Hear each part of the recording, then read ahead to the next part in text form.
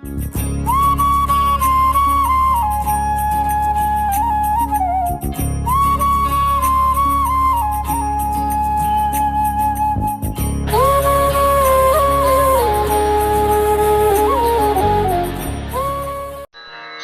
गणेशाय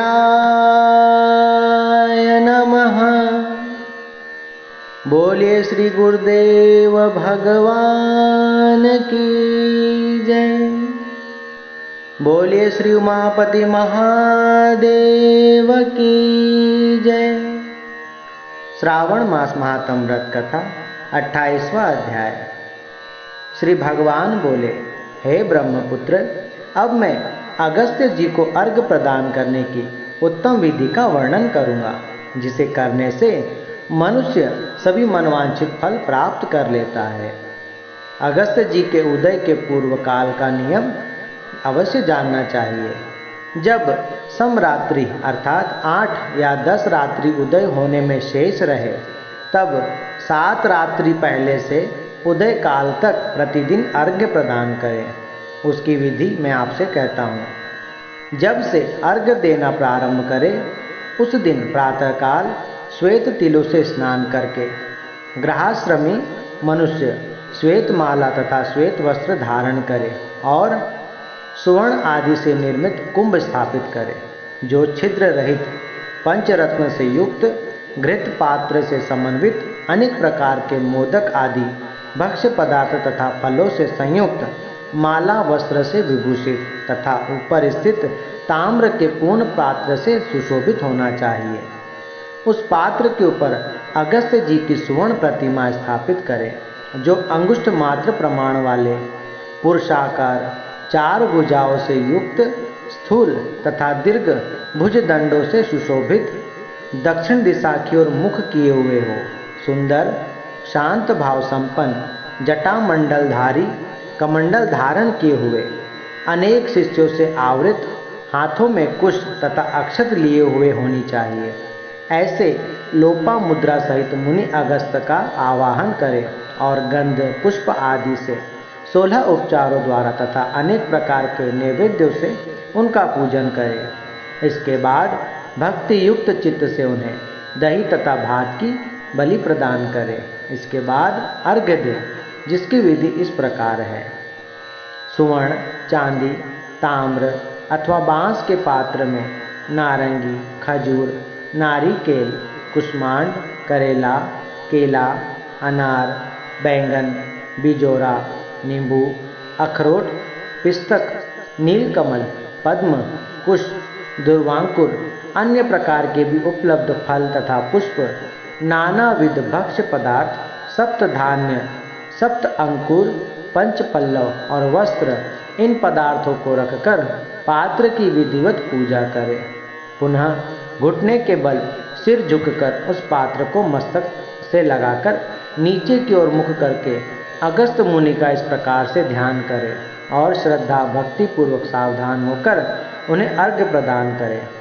काश पुष्प के समान स्वरूप वाले अग्नि तथा वायु से प्रादुर्भूत तथा मित्रा वरुण के पुत्र, हे अगस्त्य, आपको नमस्कार है।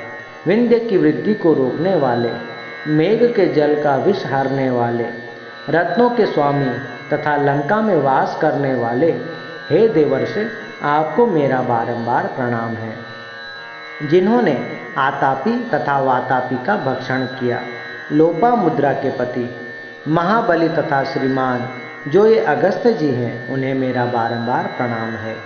जिनके उदित होने से समस्त पाप, मानसिक तथा शारीरिक रोग और तीनों प्रकार के ताप, आधि देविक, आधि भौतिक, आध्यात्मिक, ये सभी नष्ट हो जाते हैं, उन्हें बार बार नित्य नमस्कार है।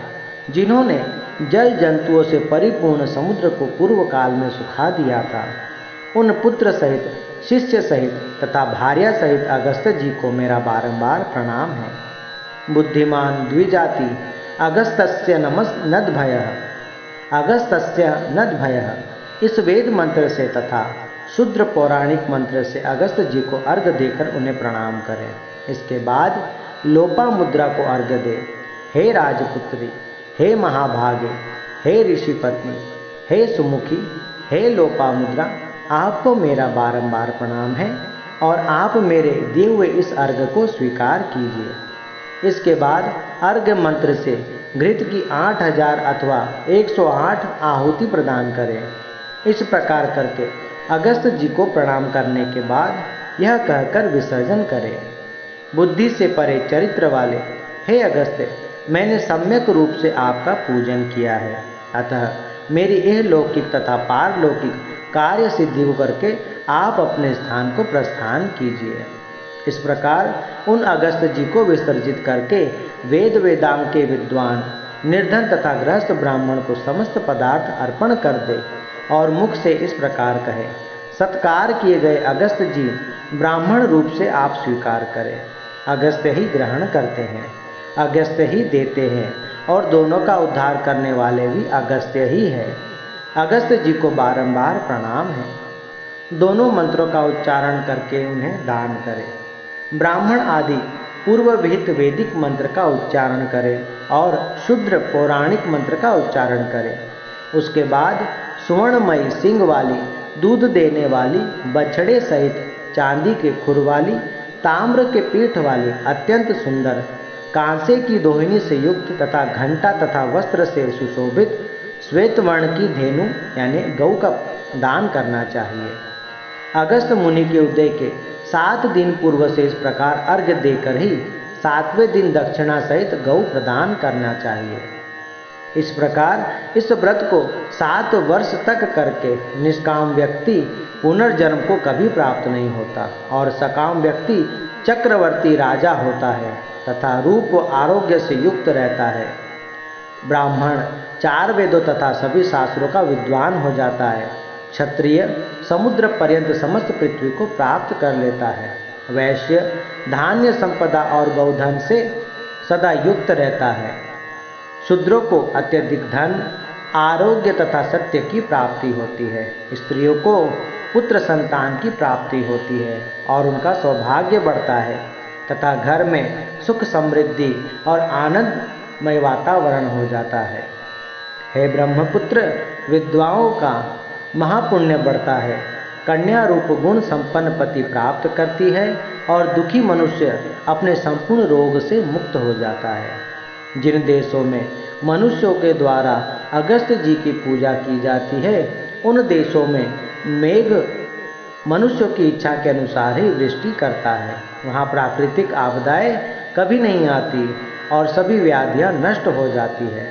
जो कोई भी अगस्त जी के इस अर्घ्य दान का पाठ करते हैं अथवा इसे श्रवण करते हैं, वे सभी पापों से छूट जाते हैं और सर्वश्रेष्ठ पुण्यात्मा बनते हैं और पृथ्वी लोक में दीर्घ काल तक निवास करके हंस युक्त विमान से स्वर्ग लोक को जाते हैं। जो लोग जीवन पर्यंत निष्काम भाव से इस व्रत को और इस अर्घ को करते हैं, वे परम मुक्ति के भागी होते हैं। वे परम शिव जी के धाम को प्राप्त करते हैं और अपने आवागमन के चक्कर से मुक्त हो जाते हैं।